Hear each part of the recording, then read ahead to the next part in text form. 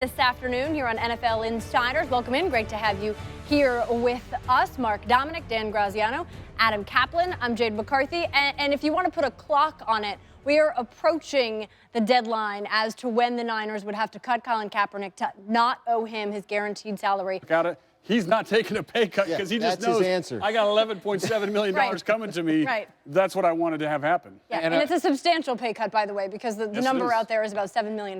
But I would tell you, when you look at $11.9 million in this draft. So we might have to move up, we might have to move down. We'll see how it's going to shake out. So we're going to look at quarterbacks in the first round. We're going to say that with the second overall pick, Cleveland takes a quarterback. So let's talk about beyond that. And that means starting with Dallas with that 4 spot. How do you see that shaking out? You look at the Dallas Cowboys here, and they've got the 4th pick. So we're saying Cleveland, then just like this year, you just had another wasted season. When you're up there, you got a shot. If they feel like the guy is a franchise type guy, now's the time for me to say Dallas, pull the trigger. All right, what about San Francisco in that 7th spot right now? Yeah, here we keep moving down the board a little bit, and San Francisco certainly. And obviously, when you look at Jared Goff and the Niners, he's in their own backyard at Cal. So to me, if Kaepernick is not on the roster, they got to go quarterback. Right. They've got to know who their quarterback is going to be of the future. And they have a lot of picks. They could even move up if they needed to. If they wanted to jump Dallas, for instance. Okay, you talk about a team that doesn't have a lot of picks. The Eagles don't have that second-round pick. Where are they sitting in this 8th spot? Because there's been talk like, oh, maybe they can move up to take someone. Well, I think it's interesting. I think they've already made their first move, right? They went from 13 with the Miami Dolphins, and that's basically second-round value to get up here.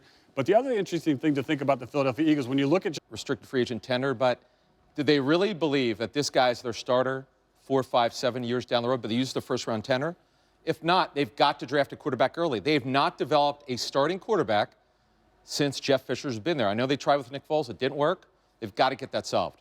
Absolutely. And it does make sense for them to move up. But when you talk to people around the league, Everybody knows that more than you these days, right? It was quite a year. Quite a year. Ben McAdoo, of course, he had to live through all of that. And now as a first-year head coach, he's trying to take some steps to ensure that he doesn't have to live through anything like that again. What's he planning here, Dan? Yeah, and that's why the suit doesn't fit him. But frankly, I mean, he would tell you if he was here, he's a guy that's a lot more comfortable in a big sweatshirt than he is in a suit and tie. Well, we have seen that among the coaching ranks in the NFL. There's no question about that. Not a lot of a hoodie comes to mind. high fashion over there in the NFL coaching ranks.